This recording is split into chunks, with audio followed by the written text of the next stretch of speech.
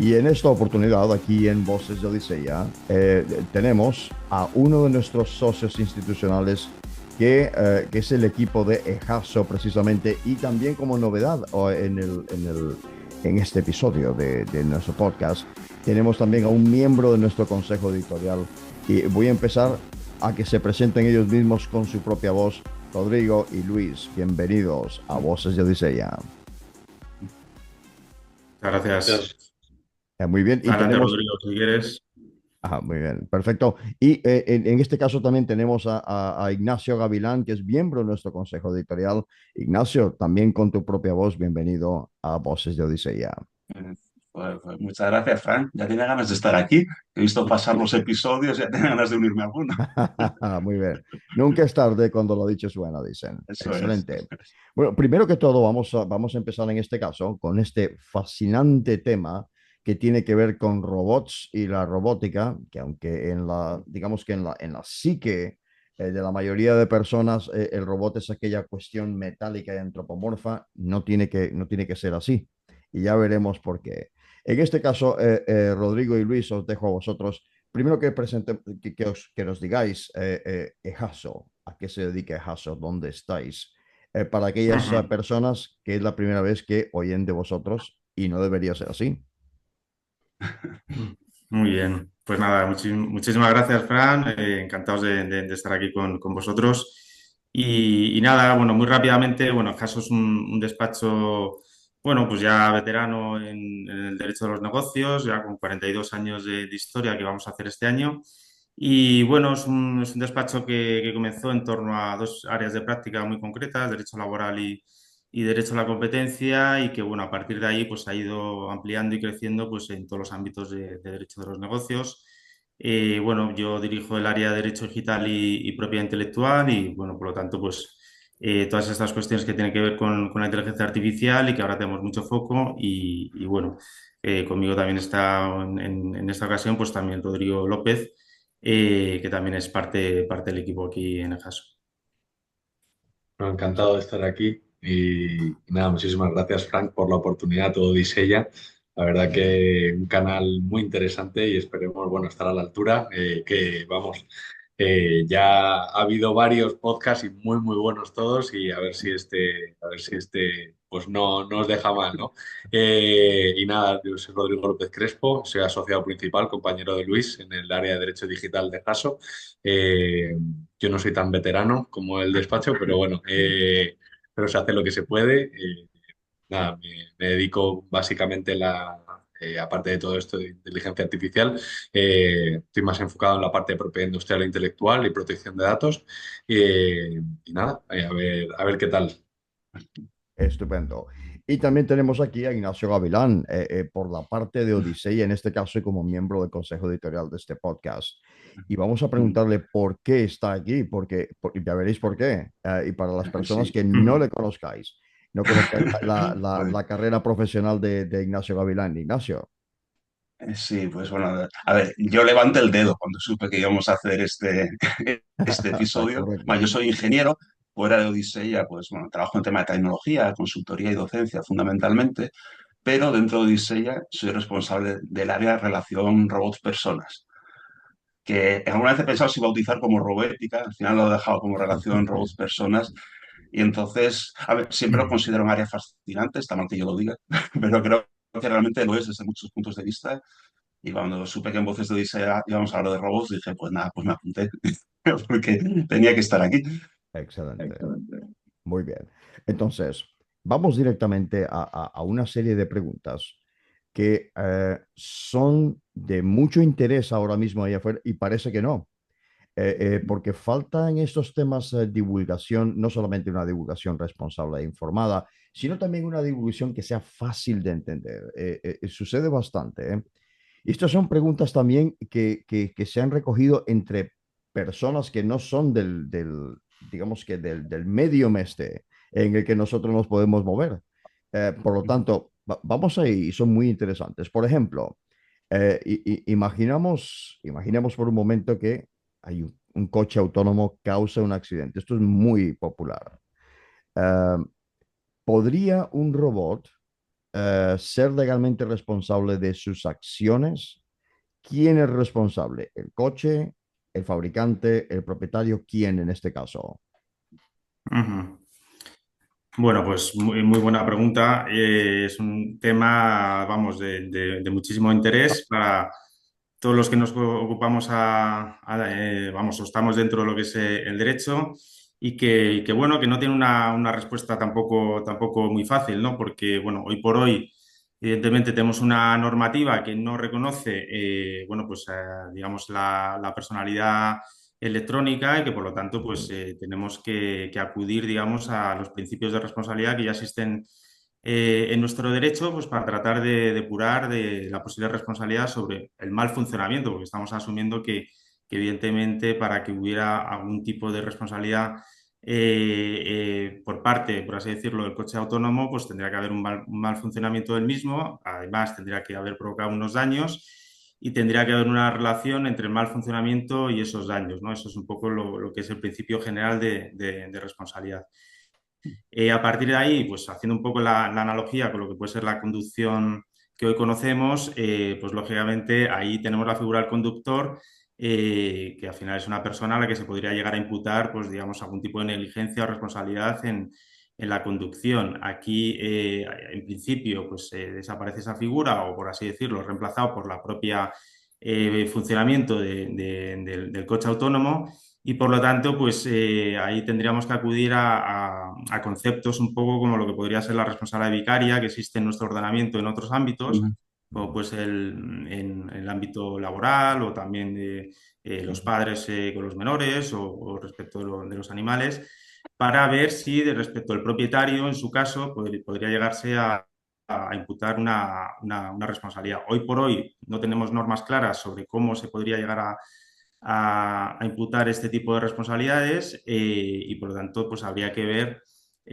más adelante pues también cómo quedan los distintos intervinientes, porque hemos hablado del propietario, que evidentemente por el hecho de poner en circulación un coche autónomo y siendo el primer beneficiario podríamos entender que debería tener a priori una responsabilidad directa sobre los daños que pueda provocar y seguramente pues el ordenamiento tiende a establecer pues, la posibilidad de que existan seguros obligatorios para cubrir ese tipo de responsabilidades, pero también habría que ver si lo que es el fabricante, por normativa de la propia normativa de IA o por normativa de productos defectuosos, que ahora aplican también a los sistemas de IA o al tema del ujú, software, podría llegar a tener algún tipo de responsabilidad porque ha existido algún tipo de mal funcionamiento, ¿no? Y ujú. también creo que habría que ver si otro tipo de intervinientes en lo que es un coche de conducción autónoma, puede haber proveedores de datos o de información en tiempo real que podría también tener algún tipo de responsabilidad en lo que es la causación del accidente Ujú. y no ser todo imputable, digamos, al productor, ¿no? del vehículo, ¿no? Por lo tanto, bueno, es un terreno enormemente interesante desde un punto de vista de imputabilidad y responsabilidad, que hoy por hoy no Sí, tenemos reglas claras, que los principios generales del derecho en muchos de estos aspectos probablemente nos lleven a tener que cambiar algunos criterios. Era un poco también la idea por parte de la Comisión Europea en relación con la propuesta directiva de responsabilidad por daños provocados por los sistemas de inteligencia artificial, que como sabéis pues se retiró recientemente. Y bueno, y veremos un poco hacia dónde va todo esto, pero bueno, eso, distintos sí. intervinientes, distintos roles y habrá que ir caso un poco regulando, ¿no? Toda esta cuestión. Yo ahí, si me lo Entiendo. permitís, Por en favor. cierto sentido, cuando hablamos de temas legales relacionados con robots y con la inteligencia artificial, y como es lógico, por otra parte, tendemos a pensar en las personas, en los responsables, que es el conductor, que es el fabricante, al final instituciones humanas. Pero ahora os voy a sacar de la zona de confort. Vamos a ir a las fronteras, porque dentro de la relación robot-persona, en la parte de roboética, en robofilosofía hay temas que sí que son muy, muy fronterizos. Y entonces, en concreto, tuvimos hace, pues ya no me acuerdo, hace unos meses, entrevistamos a un autor, David Gunn, que es un profesor norteamericano, que tiene varios libros, pero uno de ellos es especialmente Robot Rights, o sea, derechos de los robots, y expone un poco las opiniones que hay al respecto, que ya anticipo que las hay para todos los gustos, si deberían tener derechos los robots o no deberían tener derechos los robots. No sé si vosotros alguna vez habéis pensado en eso o si ya es un poco descoloque, ¿cómo lo veis? Bueno, pues a ver, el tema es ampliamente debatido e incluso, vamos, yo creo que hubo, no sé si lo he comentado o no, pero bueno, a nivel de la Comisión Europea, pues el debate, ¿no? Sobre en torno a si los robots deberían tener una personalidad electrónica, ¿no? Diferenciada, ¿no? Y por lo tanto ser sujeto de derechos y obligaciones. Y se habla también, ¿no? De a partir de qué momento, o sea, porque a lo mejor hoy por hoy nos puede parecer una idea descabellada y yo creo que, como digo, pues no me parece que pueda tener justificación hoy por hoy, pero el caso es que estuvo ahí, estuvo sobre la mesa por parte de la comisión, más probablemente para atender a cuestiones de responsabilidad y que tuvieran, pues estuvieran dotados de pues un patrimonio, ¿no? Que pueda llegar a cubrir algunas responsabilidades por daños precisamente que se podrían llegar a cubrir. Pero bueno, yo creo que es un tema que en efecto trasciende el derecho, que tiene que ver con principios filosóficos, antropológicos y de otro tipo.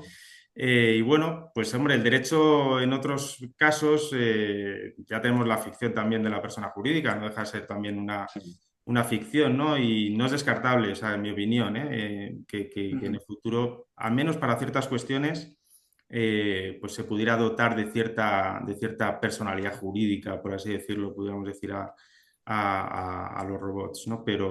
Pero vamos, no sé los demás, ¿qué opináis sobre esto? Digo que el autor este refleja, aparte de su propia opinión, yo a veces lo pongo, hace una matriz en dos dimensiones, si deberían tener robots, y digo, si deberían tener derechos y si pueden tener derechos. Ujú. Y él hace una matriz que es muy chula, porque pone las caras de todos los que han opinado y hay en todos los cuadrantes. O sea, es que es real. Pero también él decía, cuando le entrevistamos aquí en Odisea, decía que en el fondo ya le estamos concediendo derechos a los robots. Bueno, decía, él es americano, decía en Estados Unidos, claro, decía un derecho, creo que decía para los robots de entrega de última milla, pues derechos de paso. Pero bueno, vale. Hombre, no es este otro tipo de derechos que tienen más connotación ética, pero bueno, decía, es que ya les estamos dando derechos y como que continuará, ¿sabes? Pero vamos, que hay opiniones para todos los gustos, realmente. Exactamente. Sí, sí. Y bien, y justamente como decimos en el legalese anglosajón, en este caso en inglés, esta cuestión de agency y por tanto esto de responsabilidad y esto de que conlleva, por supuesto, este término que todavía no se sabe exactamente qué es lo que es. Desde el punto de vista legal, ¿cómo definimos, entre comillas, inteligencia? Esto en términos legales cuando se trata de la inteligencia artificial. Existe un punto en el que un sistema de inteligencia artificial se vuelve lo suficientemente inteligente para ser considerado una entidad legal. Ujú. Bueno, a ver, hoy por hoy lo que tenemos es una definición dentro del reglamento de inteligencia artificial, no tanto una definición de inteligencia, o sea, no podemos Ujú. separar, ¿no? Lo que es la definición de inteligencia que tenemos de lo que es la inteligencia artificial. Y bueno, es una definición funcional y técnica, ¿no? Por así decirlo, pues no se basa o no está no se apoya, por así decirlo, en una capacidad, ¿no? Intelectual determinada o de lógica determinada. Es decir, sí que dentro del reglamento de inteligencia artificial sabemos que para lo que pueden ser los modelos de IA de uso general, pues los de riesgo sistémico, sí que ahí se habla de una capacidad de cálculo acumulada, el entrenamiento, etcétera. Pero quitando eso, pues realmente no hay un umbral, ¿no? Por así decirlo, ¿no? De los sistemas, ¿no? A partir del cual, pues entendamos que van a tener o que pueden llegar a ser dotados de una personalidad jurídica, ¿no? Ujú. Bueno, esa es un poco la situación, ¿no? Sí que se habla, ¿no? En términos de, y, bueno, y tenemos noticias recientes, ¿no? De la capacidad de algunas IAs, ¿no? De autopropagarse y algunas IAs de incluso de reescribir su código, etcétera, ¿no? Que podrían llegar a ser como, no sé, umbrales, ¿no? A partir de los cuales, Ujú. pues, las leyes, ¿no? Pudieran reconocer a este tipo de IA, pues, algún otro tipo de cuestión, ¿no? Pero como digo, el concepto hoy por hoy, pues, tiene que ver más con lo funcional y técnico, ¿no? Más que otra cosa. Ujú. Pues esto es interesante también por ejemplo, es que justo mientras que estabais hablando, porque al final sí que coges la definición, ¿no? De decir, qué es lo que entiende el RIA, ¿no? Realmente inteligencia artificial, porque se le ha puesto inteligencia, ¿no? Porque tú al final cuando piensas en inteligencia, piensas en ser humano, piensas en algún tipo de Sí. capacidad, ¿no? La definición literal de la RAE de inteligencia es capacidad de entender o comprender, capacidad de resolver problemas, conocimiento, comprensión o acto de entender. Estas son las tres acepciones primeras luego habla también de habilidad, destreza, experiencia. Claro, al final, es que la inteligencia artificial estamos hablando de que puede comprender, tiene capacidad de entender o comprender, depende. Claro, o sea, quizás así. Tiene capacidad para resolver problemas, seguro. O sea, la de capacidad de Eso resolver sin problemas, duda. seguro. Acto de Exactamente. entender, ahí es donde yo creo que Eso quizá, es. quizá es donde, esa es mi opinión, ¿no? De las acepciones así, tirando de inteligencia per se, aquí es donde está capacidad de entender, bueno, puede llegar a entender, es decir, al final ese sistema de inteligencia artificial sí que comprende, o sea, comprende unos prompts para sacar una salida, o sea, evidentemente tiene que tener algún tipo de comprensión, ya sea de lectura o de hablado, de imagen, lo que sea, para meter esa información y hacer una salida puede resolver problemas, pero quizás es eso, el acto de entender. ¿Qué entendemos ese acto de entender por sí misma? Y yo, vamos, opinaría, ¿eh? Y Mm, lo he dicho en varios ámbitos. Nos tropezamos muchas veces con el hecho, a ver, cuando hablamos de cosas como entender ujú, o de conocimiento en humanos, lo damos por sobreentendido, porque tenemos experiencia sobre ella, pero realmente no lo Justo. comprendemos íntimamente qué es. No sabemos realmente qué es entender, ni cuál es nuestro proceso de cómo entendemos. Entonces, claro, decir que otra cosa que no somos nosotros entiende es como muy difícil. Y ese es un tema que en el análisis ético y filosófico se habla muchísimo de ello, ¿vale? Y un poco de fenomenología, pero yo creo que también tiene una traslación legal importante. O sea, porque lo que antes decía Frank, el tema de la agencia es muy importante moralmente. Si no eres agente, si no tienes capacidad y, digamos, juicio como para decidir, no puedes ser agente, pero es que legalmente también. Legalmente, bueno, me corregiréis si me equivoco, pero Sí. difícilmente puedes ser culpable si no eres agente, si no eres realmente, no puedes razonar, no puedes entender. Entonces, la traslación es complicada, ¿eh? En parte por eso es tan Ujú. bonito y tan Sí, ¿no? Y que difícil muchas también. veces no se dice, Ignacio, ¿no?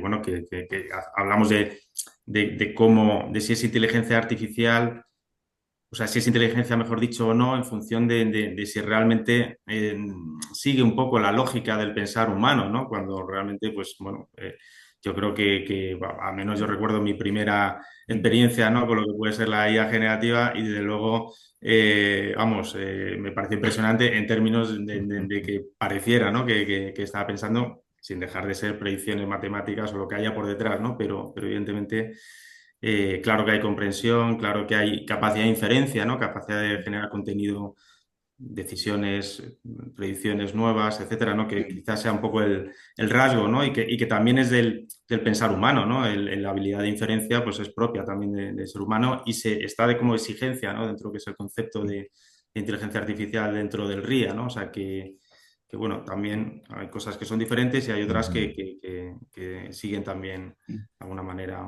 bueno, pues van en paralelo, ¿no? Exactamente. Ya veis Y otro la ámbito que es conversación. difícil también. Sí, Sí, sí, sí, no, sí. adelante, Ignacio. Adelante. No, decía que es que ya ha saltado otra cosa, es que como ese tema me encanta, es que no puedo parar. Claro. Entonces, otro ámbito, además que estáis hablando también del RIA, otro ámbito que no sabemos, yo creo, definir bien, que es el tema de las emociones. Y que, claro, en el tema que llamamos de relación robots-personas es muy importante, porque realmente una parte diferencial de los robots avanzados, los físicos, los robots sociales y los agentes conversacionales, lo que son tipo chatbot, digamos, avanzado, es precisamente eso.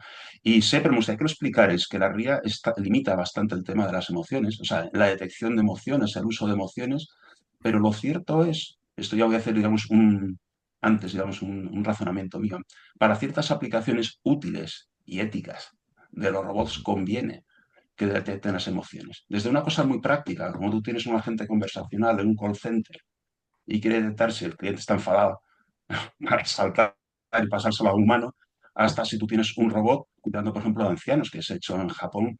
Entonces, también debería, entonces no sé eso, si puedes explicar un poco cómo está en la RIA, en qué nos limita, si nos limita todo o cómo está el tema ese. Sí, perdón, perdón, Bien. pequeña acotación para quienes estén viendo ahora mismo. Ignacio ha dicho RIA, RIA, y significa Reglamento de Inteligencia Artificial. A quienes no estén al tanto. Adelante, por favor, Bien sí. dicho. Eso es. Bueno, pues a ver, en efecto, todo este tema de la inferencia de emociones y como muy bien has dicho, Ignacio, nosotros dentro de lo que es nuestra vamos, práctica profesional dentro del despacho, pues estamos teniendo que categorizar y estudiar casos de uso que muchas empresas pues están adoptando y muchas tienen que ver precisamente con el uso de la IA en call center. Está claro que ahí tiene una utilidad muy fuerte, o sea, muy evidente, ¿no? Desde un punto de vista de capacidad de mantener llamadas y conversaciones en tiempo real y que evidentemente casi todos preguntan ya por la posibilidad, ¿no? de poder inferir, ¿no? A partir del tono, a partir de la conversación misma, ¿no? Pues el estado de ánimo de la otra parte, pues evidentemente se plantea ventajas muy importantes, ¿no? Para este tipo de sistemas, ¿no? Entonces, bueno, dentro de lo que es las prácticas prohibidas, ¿no? Que como sabemos dentro del reglamento, pues son aquellas, no solo sistemas, porque el nombre de prácticas tiene que ver precisamente con la posibilidad que sean sistemas donde la finalidad prevista pues sean alguna de estas que se dice que están prohibidas, pero también con la posibilidad de usar sistemas no previstos para esos fines, con capacidad de hacerlo para esos fines y que por lo tanto se incurran también en la práctica, ¿no? Pero en lo que tiene que ver con inferencia de emociones, en principio lo que se establece como prohibición, si no me equivoco, y si no me corriges, Rodrigo, porque estoy mirando un poco sobre la marcha, pero es dentro de lo que es Parte de trabajo y educación, sí, ¿no? Si no pero recuerdo mal. exacto. Lo que sucede es que eso es Es el como sistema de alto riesgo, ¿eh? el H, el G. A ver. No, No, por el eso digo F es el 5 punto, Ujú. está este, prohibido el uso de sistemas de IA para inferir emociones de una persona física en los ámbitos del lugar de trabajo o instituciones educativas, Vale, Correcto. vale, sí, sí, sí. salvo para solo, razones médicas y de seguridad. Ujú. Exactamente. Ah, Que muy tiene bien. sentido. Claro, al Sí, final sí, sí, lo que sí, está sí. intentando proteger. Ujú. Claro, Exactamente. yo creo que aquí el legislador lo que está intentando proteger es un poco al empleado, ¿no? De decir, oye, pues que una autoridad supervisora como puede ser el jefe, ¿no? Que te coja y te esté grabando y cuando te está grabando, uy, este parece, hoy no ha venido contento a trabajar, ¿no? Y ahí yo creo que Exactamente. va un poco, está protegiendo un poco y ahí luego, claro, evidentemente en el ámbito educativo estará pensando menores. Ujú. Al final tiene sus implicaciones. Claro, al final aquí pues, se tendrá que proteger un bien jurídico mayor, ¿no? Sí. Ujú. Pero claro, al mismo tiempo, por ejemplo, esta semana por abrir así debate, ¿no? Y no ser plenamente así tampoco un debate leguleyo de tirar de reglamento, justo tenía, no digo nombres, pero tuvimos un caso aquí justo en el despacho que me comentaban que estaban viendo algunos problemas con centros educativos y demás, Ah, que podía ser interesante, ¿no? Porque claro, tú al final tienes un profesor cuidando de 200 niños al día, lo que sea, y al final hay muchas veces pues que se te pasan por alto situaciones que igual una cámara que tenga una capacidad, una alta capacidad de detección de emociones puede ver, pues oye, que hay un niño pues que está triste o que está sufriendo en casa y que esto puede llevar luego a decir, oye, pues igual necesita una tutoría personalizada, hablar con el psicólogo del colegio y tienes una detección temprana de situaciones que son que luego pueden conllevar problemas muy graves, ¿no? Que al final Sí, sí. edades muy tempranas, pues yo que sé, pueden ser objeto de bullying y no lo sabes eso y al es. final Muy luego bien. y esto es un tema que está dando que hablar. O sea, y nosotros tenemos algún cliente que se dedica al tema de educación y esto está dando mucho que hablar, porque al final, claro, ¿qué haces? Porque claro, Exacto. según el tomo de la ley, lo tomas al palabra de la ley, tú no puedes hacer esto. Claro, O sea, al claro, final claro. sería una práctica prohibida, pero claro, al mismo tiempo, Tiene un Es beneficio. que yo creo que es un poco Exactamente. filo de la Claro, navaja, ¿eh? Es un tema complicado, muy es un tema exactamente. complicado. complicado, ¿no? No, es un tema que tiene una complejidad muy alta, porque al final, ¿qué haces? Sopesas derechos, al final estás haciendo una balanza. Dices, Mm, tengo que sopesar, ¿qué es mejor? ¿Me arriesgo a hacerlo o decir, bueno, mm, Muy bien. Y otro de los campos que necesariamente tendremos que tocar en esta primera conversación que estamos teniendo con vosotros, con Ejaso, es el de los derechos de autor. Precisamente nosotros aquí en Odisea tenemos un grupo de trabajo bastante único e inusual que está llamado IA Gen Cultura, precisamente, sobre el impacto de la inteligencia artificial generativa en el mundo de la cultura y lógicamente tiene que ver esto con los derechos de autor. Si una de estas inteligencias artificiales, ese nombre tan marketingiano, crea una obra de arte y las hemos visto verdaderas obras de arte, Mm. ¿quién posee los derechos de autor en este caso? ¿Quién escribió el prompt, que sería el autor, o el programador o la empresa propietaria de la IA? ¿O debería la propia IA tener, otra vez, vamos a eso, debería la IA tener, esa IA, tener derechos sobre sus creaciones? ¿Qué preguntas hacen las personas allá afuera? un tema complicado, ¿eh? O sea, es un tema, Sí. bueno, es un tema complicado si vas rascando y desgranando, ¿no? Cada una de las posibilidades. Sí que es verdad que si tú coges ahora mismo la ley de propiedad intelectual también, tal y como está redactada ahora mismo, Ujú, creo recordar que es el artículo 5 en el que se habla pues todas las obras. El creador de las obras es el titular por el mero hecho de haberlas creado, ¿no? Las obras artísticas, literarias, históricas, lo que sea, ujú, pero al mismo tiempo luego, más allá de esto, cuando hace esta afirmación, luego hace una afirmación posterior en el que habla de que es la persona natural quien tiene los derechos, ¿no? ujú, sobre esta creación, ¿no? Entonces, con la ley de propiedad intelectual ahora mismo en la mano y que esta ley, tanto la española como la de otras jurisdicciones, que van todas en la misma línea, la respuesta es las obras creadas por la inteligencia artificial no serían protegibles. Ahora ajá, mismo, tal y como está redactada las legislaciones. Ahora ya, esto puede tener una serie de problemas y está dando mucho debate. Esto lo estamos viendo nosotros con mucho debate porque al final, claro, estas obras todas estas obras generadas por inteligencia artificial pueden tener un valor económico muy grande. Entonces, ujú, al final, todas las cosas en las que hay una inversión muy grande y un rédito económico, ¿qué Ujú. hacemos? Las hacemos de dominio público. Entonces, cualquier persona puede utilizarlas. Entonces, ¿qué hacemos? Va a haber mucha gente que entonces no va a querer utilizar la inteligencia artificial para nada, pues dice, entonces, porque los resultados no son míos. claro. Cualquiera puede cogerlos, utilizarlos. ¿Qué hacemos? Entonces, yo creo que tarde o temprano va a haber algún tipo de cambio en las leyes de propiedad intelectual de todo el mundo, Ujú. seguro, seguro, y habrá Claro. algún tipo de derecho derivativo, de derechos derivados, algo se tendrá que regular. Al mismo Ujú. tiempo también hay mucho debate sobre los prompts.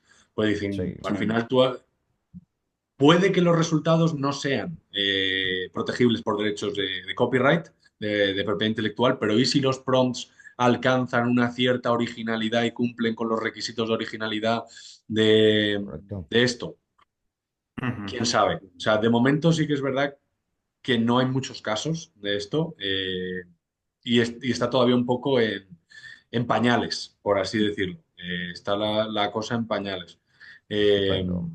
Ahí, vamos, yo creo que lo ha explicado perfectamente Rodrigo, o sea, es decir, la normativa habla de obra de la mente humana y por lo tanto, pues en principio las máquinas no pueden ser hoy por hoy, a menos en nuestro ordenamiento, titulares de derechos de propiedad intelectual, pero ese valor económico que indudablemente van a tener, no solo por derechos de autor, sino también en otros ámbitos, patentes, diseños industriales, que evidentemente estos sistemas de IA son capaces de generar, pues al final es probable que se les dé algún tipo de espacio o reconocimiento, ¿no? Para que, Ujú, bueno, pues habría que ver de quién es luego ese reconocimiento, esos derechos que se pueden llegar a reconocer, ¿no? Pero en derecho existe también algunos, lo que se denominan derechos afines, por ejemplo, en materia propia intelectual, que no son específicamente artísticos y, por ejemplo, se protege el derecho a fabricación de una base de datos en cuanto a la importancia de la base de datos, del contenido de la base de datos, no la parte más conceptual de la base de datos. Y es posible que por ahí, o a veces se debate si podría ser un poco la vía de reconocimiento de ese tipo de cuestiones, ¿no? Y ahora, si Correcto. me permitís, ir a llevarlo a vuestro propio sector. El otro día cuando tenemos el evento esto Desire for Good, en que participasteis, además, Ujú. patrocinando también algunos de los retos, pues ya en el Corporate que hubo luego, hablaba alguna colega vuestra un poco de la aplicación de la inteligencia artificial en derecho. Entonces, hay una parte en la que yo supongo está más o menos todo el mundo de acuerdo con matices. Por ejemplo, todo el análisis de documentos, todo el análisis de precedentes, de sentencias. O sea, yo creo que la ayuda que puede prestar ahí la inteligencia artificial es espectacular. Y yo creo que es casi, bueno, ojalá vosotros estéis de acuerdo, bueno, yo creo que casi cuestión de ponerlo en marcha. Pero luego hay temas también más desafiantes que habréis oído. No sé fue dónde él utilizará a un robot o inteligencia artificial, no me acuerdo si fue como jurado o como juez. O sea, ya la cosa puede ser, o En cómo puede Estados ser una Unidos, ¿no? especie de Un copiloto. intento, ¿no? De presentar, ¿no? Como abogado, yo creo que era en Sí, sala, ¿no? Y ver cómo se comportaba en sala. Finalmente, hasta donde yo sé, las leyes bueno, lo pidieron, pero vamos, digamos, el fabricante era muy optimista en cuanto a cómo se iba a comportar en sala defendiendo pues un asunto determinado. A ver, sin duda, la parte, ¿no? Legal Tech, ¿no? A la que te refieres, ¿no? Y que los despachos, pues ahora mismo tenemos mucho el foco en ver cómo, pues, la IA nos puede ayudar, ¿no? A desentrañar, pues, al final, toda la problemática que tenemos muchas veces con volúmenes ingentes de documentación, de información, de análisis, la parte de lectura, comprensión, resumen, es muy sí, evidente que hay una utilidad ahí clarísima. También en la parte de conocimiento propio de precedentes, sí. bueno, que mediante otras vías era muy problemático realmente llegar a utilidades reales y provechosas, ¿no? O sea, es decir, y que la IA pues puede, mediante entrenamiento y comprensión de modelos y precedentes, pues ir a otro nivel de manera mucho más rápida. Y bueno, pues ahí estamos todos. Yo creo que en ese tipo de casos de uso, viendo dónde puede ser más provechoso para los despachos, en la gestión de conocimiento, si en partes bueno, también incluso de imputación de horas o de hacer más amigables modelos conversacionales también para los abogados, para, yo qué sé, para trabajar directamente con las aplicaciones muchas veces administrativas sin necesidad de entrar en ellas. Bueno, hay muchísimas aplicaciones. Y eso precisamente nos lleva a lo que acabas de decir. Luis, nos lleva a una próxima pregunta tiene que ver con esto de los juzgados, precisamente. Yo lo pude ver en 2018 en Dubái y se estaban estrenando entonces, en el GITEX, que se celebra en octubre todos los años. Ok, en este caso, si se utiliza una inteligencia artificial, por ejemplo, un robot, en sentencias o audiencias de estas de libertad condicional, ¿cómo garantizamos que no esté discriminando? Es decir, ¿cómo podemos garantizar la equidad y evitar sesgos en las decisiones legales basadas en esta inteligencia artificial? Evidentemente el tema de los sesgos es complejo, o sea, y es uno de los, además yo creo que es una de las cuestiones éticas más importantes, ¿no? Que tiene ahora mismo encima de la mesa la inteligencia artificial. Al final eh, se ve, o sea, al final una inteligencia artificial mal entrenada genera sesgos y esos sesgos generan discriminación y esa discriminación genera vulneración de derechos. O sea, al final es una pirámide, ¿no? Si empiezas desde la base mal, llegas hasta el pico haciendo cosas mal. O sea, vas en escalada constante, una detrás de otra, ¿no? Entonces, al final, la inteligencia artificial se nutre de datos. O sea, se nutre de datos. Entonces, ante esta situación, o sea, por un lado, o sea, esto tiene, en mi opinión, sincera, tiene dos partes. La parte de datos, de cómo introducimos y qué tipo de datos introducimos y cebamos la IA, o sea, y esos datos, evidentemente, pues tienen que ser datos neutros, datos evitando ciertas inferencias o sesgos de raza, de género, de, de ideología, o sea, intentando hacer pues una recogida de datos que sean necesarios, pero al mismo tiempo evitando la parte problemática del dato, ¿no? Siempre y cuando se pueda, que es difícil. Eh, la anonimización, estamos todo el día hablando en protección de datos, el tema de la anonimización de datos al final es imprescindible. Y luego, como también, ¿qué hacen por el otro lado? Tanto de cómo cebamos esa IA, como los resultados de salida, cómo el proceso algorítmico, ¿no? El que entrena esa IA, pues tiene que intentar evitar esos sesgos. ¿Cómo evitamos esos sesgos? Pues tanto por diseño y por defecto de esa IA, tiene que haber controles en nuestra opinión, y luego al mismo tiempo también auditorías y evaluaciones periódicas. Porque claro, al final, si no hay una evaluación periódica y una auditoría sobre estos sistemas de IA, al final, sí, tú haces un testeo cuando vas a sacarla. Venga, lo entrenamos con estos datos que yo creo que son pertinentes, son muy buenos, son muy limpitos y aquí no pasa nada. De repente sí, lo testeo 200 veces, ponte. Y luego vemos que a partir de la 201 esto empieza a calentarse, empieza a generar y coge desviaciones, ¿no? Eh, Esto se ha visto ya en varios casos, vamos, de Amazon, de Facebook y tal, Sí. que vamos, que esta IA de repente le empezabas a meter, le empezabas a calentar, por así decirlo, un poco, ¿y tu opinión? ¿Y tu opinión cuál es? ¿Y tu opinión cuál es? Y de repente empezaba a sacar unas barbaridades, pero vamos, desde una perspectiva social, jurídica, de cualquier tipo de perspectiva, vamos. Y al final, claro, hubo que pulsar el botoncito de decir hasta aquí eh, porque malamente, claro, malamente. Entonces al final, pues eso, hay que evaluar, o sea, es Ujú. evaluar, evidentemente los datos tienen que ser buenos y luego evaluar, porque si no evalúas correctamente el desarrollo hasta dónde puede llegar esa IA, al final va a ser muy difícil controlar los resultados. Yo no sé, Rodrigo, si un poco lo que dices de evaluar va a enlazar con lo que yo os quería preguntar, lo siguiente, que es menos robótico, pero sí tiene que ver con el tema de inteligencia artificial y con lo ético y con lo legal. Claro, normalmente cuando trabajas, digamos, cuando una organización se toma en serio el tema de la ética, lo cierto es que tiene que adelantarse un poco, porque solamente el Sí. cumplimiento legal no es suficiente. Entonces tiene que hacer mecanismos de gobierno siguiendo un poco la idea de la ética por diseño. Es un poco meterlo todo el que fabrica o creo el que implanta incluso soluciones de inteligencia artificial. Y en el fondo yo creo que tenemos que abogar, porque pero viendo un poco la propuesta vuestra que hacéis de vuestros servicios, esta propuesta de valor, vi un concepto que quería que me explicarais y a ver si enlaza con esto, ¿no? Que es ¿cómo es? El legal by Legal design. by design, ¿no? Ujú, Entonces, a ver eso en qué consiste. ujú, Si es muy ética bien. por diseño, eso es otra cosa. ¿Cómo funciona eso? Bueno, es legalidad por diseño, pero que bueno, que en este ámbito, pues en efecto está al final muy relacionado también con la ética. Uno quiere pensar que las leyes y la ética, pues al final son dos vertientes de una misma cuestión, ¿no? Por lo tanto, debería, vamos, en ese sentido, tener ese contenido ético también de alguna manera implícita, ¿no? Pero nuestra propuesta de valor ahí, pues tiene que ver una solución, bueno, 360, pensando sobre todo en empresas que diseñan productos y soluciones innovadoras en el ámbito de la IA, pero no solo de la IA, también de otras cuestiones o con otras tecnologías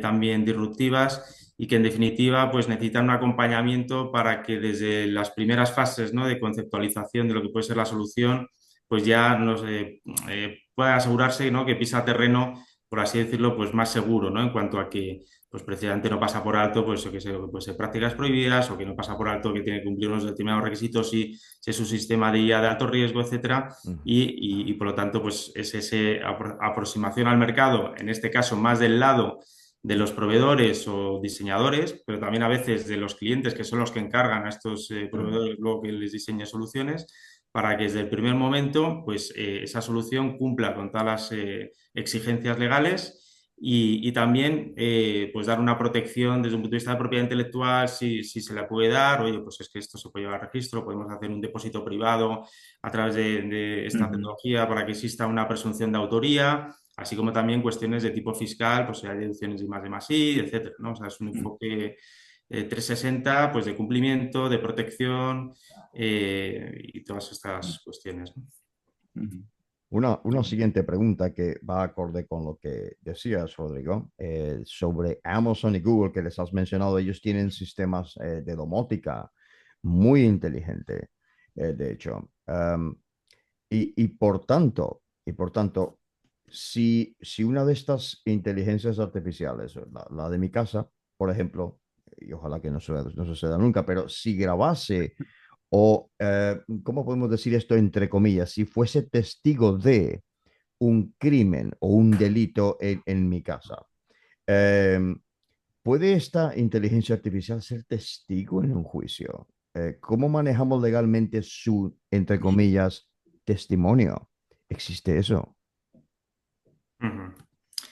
A ver, ahí, hoy por hoy, evidentemente, no está previsto que Ujú. un dispositivo de estos pueda comparecer como testigo, porque al final la capacidad de ser testigo en un procedimiento judicial, derecho español, y casi me atrevería a decir que casi de todos los que más o menos puedan, vamos, los que puedan existir, pues en principio pues, está limitada a las personas físicas y por lo tanto, por esa vía como tal, no sería una prueba testificada ni que cabría plantearla de este modo.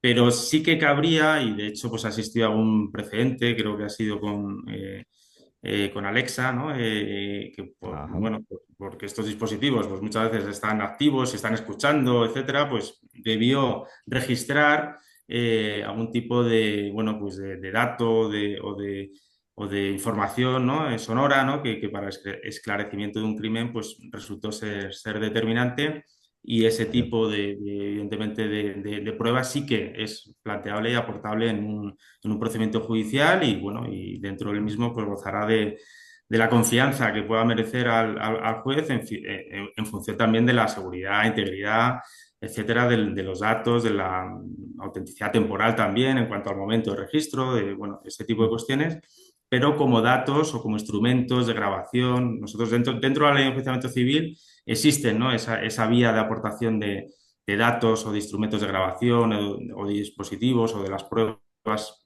generadas o registradas por estos y sería la manera de presentar eso en un procedimiento judicial, ¿no? Pero vamos, como te decía, Ujú. pues hoy por hoy la posibilidad de llamar a declarar a Alexa, por así decirlo, Declaradas. pues no es posible. No. Entendido. Debería haber un interruptor de emergencia en este caso para la silla y los robots. Se- lo que pueda salir. No, no existe uno para las personas, supongo. No, bueno, no, de hecho. Pero en este Hay uno, caso, pero es muy feo. un juzgado nos puede enviar a la cárcel, nos puede condenar a X por lo que sea, pero ¿quién tendría el derecho de apagar, digamos, un sistema de inteligencia artificial avanzado o ese interruptor de emergencia de alguna forma? A ver, esto es un tema también, es un Ujú. tema complejo, pero al mismo Estamos tiempo, construyendo jurisprudencia del siglo XXII aquí ahora mismo, me si no, parece a mí, ¿eh? tal cual. No, no, tal cual. O sea, al final, todos pensamos cuando hablamos de botón de apagado, ¿no? Y yo creo que todo el mundo a la mente se le viene Terminator, se le viene un futuro apocalíptico en el que los robots van con pistolas por la calle y que alguien tiene que parar eso, ¿no? O sea, al final dependes de Arnold Schwarzenegger o el que sea, pero alguien tiene que Correcto. parar aquello porque si no, aquí algo malo pasa, ¿no? Yo estaba leyendo esta mañana justo, estaba hablando, leyendo con un tema de, parece un tema muy tonto, ¿no? Pero de la rumba, del todo la aspiradora, el cacharrito que algunas personas Ah, tenemos en casa. Al final no es un sistema de inteligencia artificial el más complejo del mundo y tampoco la rumba, evidentemente, pues tampoco te puede provocar, no es lo que estamos hablando, ¿no? De un armatoste de metal de 2x2, estamos hablando de un cacharrito y tal, pues llanamente liviano, de un tamaño un platoso, pero que va por tu salón recogiendo pues el polvo y tal, y fenomenal. Pero bueno, interactúa con tu gato o tu perro si lo tienes en casa o con el niño pequeño, pues si está por ahí, ¿no? Pero evidentemente, los robots, por así decirlo, y más si utilizan inteligencia artificial, lo que hablábamos antes, ¿no? Puede haber algún tipo de defecto o puede haber algún tipo de que aprenda, tenga un aprendizaje erróneo, llámalo X, pero puede generar un daño. O sea, al final, ante esta situación de que se puede generar un daño para el usuario o para cualquier persona de alrededor del usuario o bienes preciados, queridos, una mascota, por ejemplo, al final, pues tiene que haber un botón de emergencia de apagado, ¿no? De hecho, el propio reglamento de inteligencia artificial así lo recoge, creo que es en su artículo 14. Los sistemas de inteligencia artificial regula que es obligatorio que tengan un botón de apagado, o sea, de un apagado forzoso, de Ah. decir, oye, si hay algún tipo de problema, dale aquí y esto se apaga, o sea, esto se acaba. Sobre este tema, además, hablaba antes que habéis sacado el tema de los coches autónomos, ¿no? Esto Ujú. puede ser muy interesante, claro, al final, pero ¿cuándo le doy al botón? ¿Cuándo le doy al botón yo para que deje la IA de funcionar? Claro, cuando ya he atropellado a alguien o después, antes o claro. No, Es Exactamente. complicado, claro, al final. y además, ese botón de parada, que en efecto está previsto, Rodrigo, ¿qué efectos tiene, no? Porque ¿Qué claro, efectos tiene? en un Claro. coche autónomo, si el botón de parada lo que produce es que el coche Eso se es. para, o sea, no es que pase a una conducción humana, sino que se para de golpe, o imaginemos en un caso un avión, un dron, ¿no? Que está volando, tal, pues a lo mejor ese botón de parada no es tan buena idea, ¿no? Hay Tiene que que, ser Exactamente. un botón de parada controlado, efectivamente, que deje de funcionar de alguna manera, pero que no genere más daño el propio apagado que el no apagado, ¿no? Exacto. eso No, es. parece simple, pero no es nada fácil. Eh, No, eh, no es fácil, ¿no? sí, Nacho, vamos a nuestra última pregunta por la sesión de hoy. Nacho, por favor, haznos los honores. Ujú. Bueno, hombre, la verdad que hay tantas cosas que ya no sé, Sí, la verdad que no sé muy bien cómo hacer. Voy a plantearos una, pero que también es un poco futurista, ¿vale? Que no es legal, pero es para que sea un cierre un poco más espectacular. más Asimov, Eh, eso, exactamente. es más Asimov, pero que se habla de ello, ¿eh? Claro, cuando hablaba antes, Frank decía el botón de acabado, de apagado, perdón. Claro, cuando se piensan los Terminators, o sea, en un riesgo, ¿cómo se llama? El riesgo existencial que se dice ahora. ¿Vale? Una de las teorías que hay es lo que se llama el alineamiento. O sea, lo que tenemos que conseguir que las máquinas quieran lo que queremos los humanos. Eso dice mucho más fácil que se concreta, que se implementa. Pero bueno, por dejarnos en una cosa un poco futurista, no sé cómo veis, ¿creéis que es posible el alineamiento? ¿Que no? Y si la ley tiene algún papel en ese alineamiento o no tendría papel. La pregunta es difícil, ¿eh? Pero bueno, es para dejarlo arriba. Bueno, a mí lo que me sugiere esto, o sea, yo no, técnicamente, o sea, sobre el papel es posible, o sea, al final las leyes, ¿no? Es la expresión de una voluntad política y pueden decir que en efecto, pues debe salvaguardar ese alineamiento y eso sobre el papel, como digo, es posible. Pero, pero, pero esto lo que me genera es la duda de hasta qué punto, desde un punto de vista técnico, ¿no? Tenemos absolutamente controlado pues eso, la capacidad de que no se diseñen soluciones robóticas o soluciones de IA, ¿no? Que puedan no cumplir con ese alineamiento, ¿no? Que comentas y de alguna manera pues volverse en contra, ¿no? Y yo creo que ese es uno de los desafíos, ¿no? De todo esto que tenemos entre manos. Y también punto importante por también abrir ya también el melón ahí ya a tope. ¿Y quién hace ese alineamiento? Claro, Efectivamente. porque al Ahí final está. también esa es muy buena, ¿no? Porque al Muy final Sí. bien. dices, sí, es posible alinearnos, nos alineamos, fenomenal. Pero ¿quién decide el Pero ¿con quién? Sí. alineamiento? Y ese es el bueno o el malo. Claro, aquí ese es el problema, ¿no? Que el alineamiento de China no es el mismo que el de Estados No. Unidos y que el de Rusia no es el mismo que el de Francia, ¿no? Esto tiene también su intríngulis, ¿no? Al final, hacia dónde te quieres ir y quién define quién se Sí, sí. alinea a dónde, ¿no? Sí, sí, por ahí hay muchas discusiones, efectivamente. Efectivamente. Y bueno, ya ahí lo tenéis, estimados oyentes, a nuestros dos expertos, el socio institucional de Odisea, Luis Latasa y Rodrigo López Crespo, en este caso, que han venido esta primera vez, pero no la última, digamos, a responder una serie de preguntas que nos han venido precisamente desde afuera, desde el ámbito, desde el mundillo que no está relacionado con la inteligencia artificial de todos los días, en este caso. Y asimismo también, en este caso, el honor de tener a Nacho Gavilán aquí con nosotros esta noche, tarde o día, cuando estéis escuchando esto o viendo esto. Precisamente deciros también que en nuestro canal de YouTube de Odisea tenéis ahí todas estas píldoras robóticas y este material hecho por Nacho Gavilán sobre robots y personas en este sentido. Ok. Muchísimas gracias, Luis, Rodrigo, Nacho, por haber estado con vuestra propia voz aquí en Voces de Odisea. Muchas gracias a ti, Fran. Y Muchas gracias. gracias, Ignacio. Hasta luego a todos y muchas gracias. Hasta luego.